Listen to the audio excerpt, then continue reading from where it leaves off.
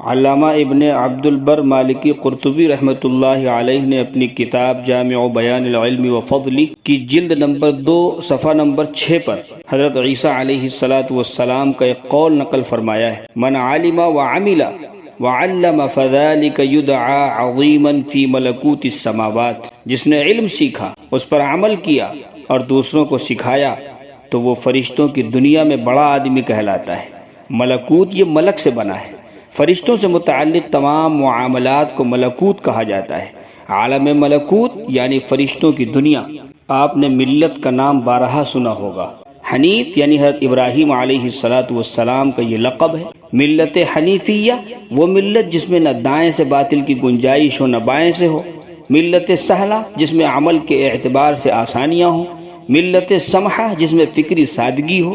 ملت بیضاء جس کا ہر معاملہ روشن اور جلی ہو، اس کی تعلیمات قابل فہم ہو۔ حدیث پاک میں نبی پاک علیہ السلام نے ارشاد فرمایا: کل مولود یولد علی الفطرہ، ہر بچہ جو بھی پیدا ہوتا ہے وہ فطرت اسلام پر پیدا ہوتا ہے۔ انسان عالم اجساد میں نیا پیدا نہیں ہوتا ہے، عالم ارواح میں پیدائش چھوٹی چھوٹی چیونٹیوں کی شکل میں ہو چکی۔ وہاں اللہ نے اپنی معرفت کا درس دیا تھا، الست بربکم، پھر امتحان لیا، سب نے اقرار کیا۔